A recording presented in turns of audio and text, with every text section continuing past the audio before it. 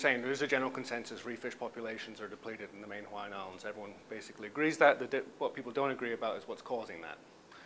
And to talk of the 1600 telephone survey, this is the HCRI program 2 years ago, and these are 1,600 households randomly selected.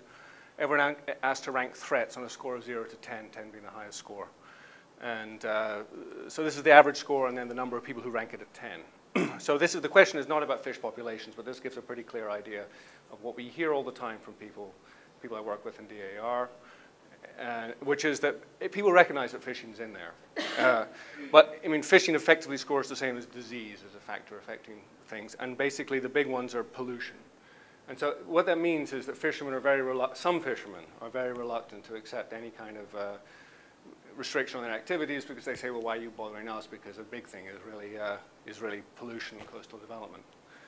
And that's a real problem in trying to make any kind of management action which will selectively affect fishermen.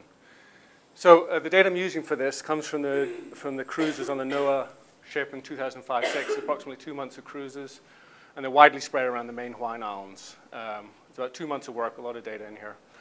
And we end up with 89 sites, which are sort of fairly comparable. And there are some gaps in the data here. There's West Hawaii, because that's very well surveyed by DAR, and South Oahu. So the aim of the surveys was to go to places that hadn't previously been surveyed substantially. But generally, there's a very wide coverage. And the other thing to note, we also have other types of data we're using here. We have human population density data from the 2000 survey. And we also have shoreline accessibility measure, which we gave to each site on a 3-point scale. It's basically, can people get to the shoreline to fish based on the structure of the shoreline and also the availability of access roads. So with that data, we pool. Individual site doesn't tell you a huge amount, but you have to pool up to be able to sort of say anything meaningful statistically. And we pool up into 18 what we're calling locations. And 2 of these are basically inaccessible to shoreline fishers. That's Hamakua and northeast Maui. And that's important because in Hawaii, for reef fish, shoreline fishing is a much bigger part of total fishing than boat-based fishing. So all the data we have, it's about 80%. So places where you can't shoreline fish, sure, people are getting in there. Some people do come, and those people are probably very effective fishermen. But on the whole, places where the shoreline is very protected will have lower fishing pressure. And the question really we want to get at is, can we distinguish fishing impacts from sort of habitat degradation or other anthropogenic-driven changes among these sites? And the way we're doing that is because fishing is a selective activity. Fishermen, on the whole, will target these particular groups, at least until the community is very, very degraded.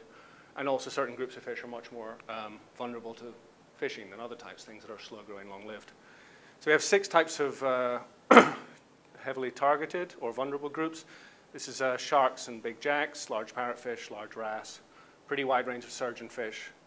Redfish is soldierfish, squirrelfish, and big eyes, and goatfish. So these are across the main Hawaiian Islands. They're all quite largely taken.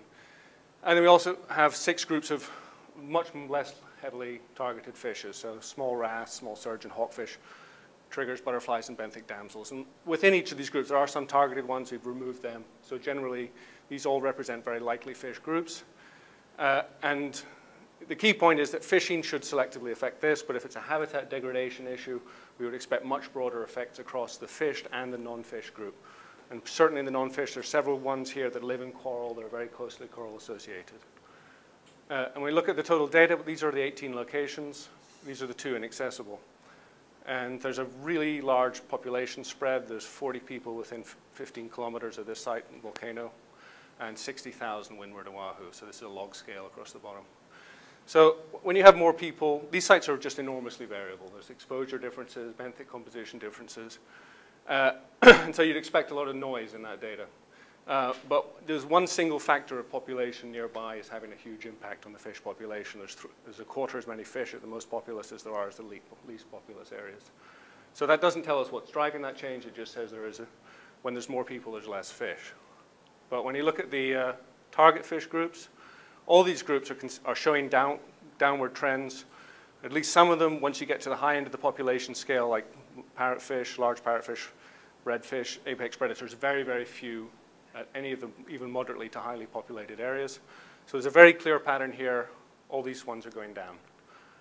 Instead, and when you look at the non-target fish, you get a totally different pattern.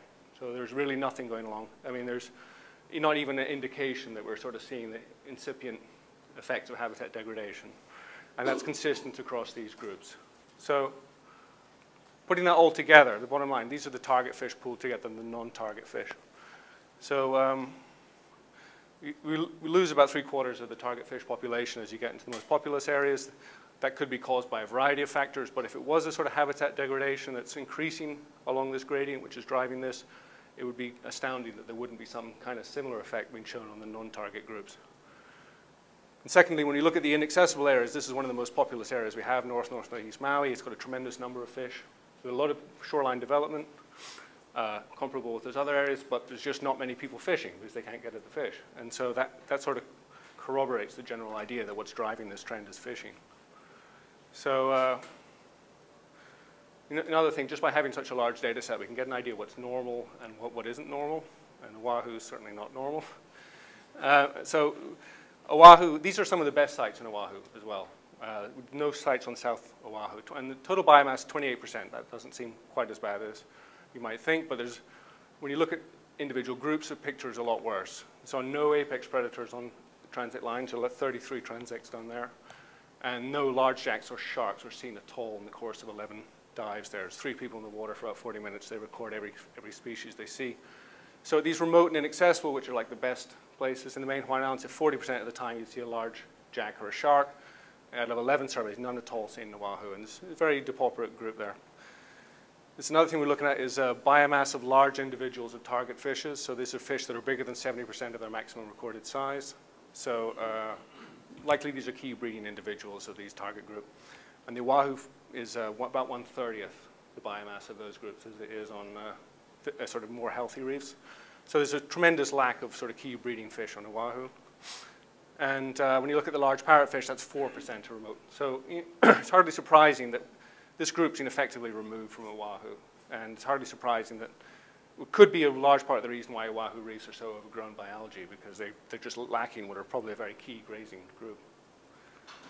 So main Hawaiian wild, this is I'm going to end here, is that there's really no indication across the main Hawaiian Islands that habitat degradation as population increase is driving change. Absolutely does not mean, however, that there aren't locations in the main Hawaiian Islands where habitat is degraded. It's obviously true in Waikiki, Kaneohe, parts of West Maui. Clearly, there are places that are in bad shape.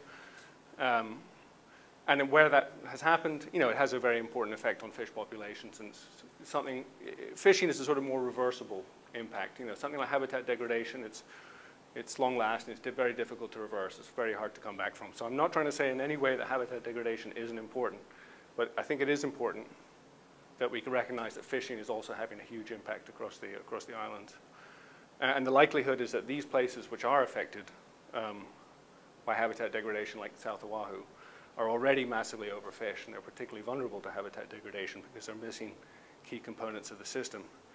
And then the really clear thing here is that we do find that there's no doubt at all that fishing is having a huge impact across the main Hawaiian Islands, and we have some very good evidence for that. And in a way, this seems like an incredibly obvious statement that fishing is having a big impact. But actually, genuinely, anybody who deals with fishermen a lot, or the legislature, there's a huge perception that fishing, there's no evidence that fishing is really having a big impact relative to other things. And I think looking at the data across this scale really helps us to provide the information we need to counter that. So that's all I have. And just finally, though, a lot of the data, none of it was gathered by me. So there's a tremendous amount of work went into it, and of course grateful for that. So thank you.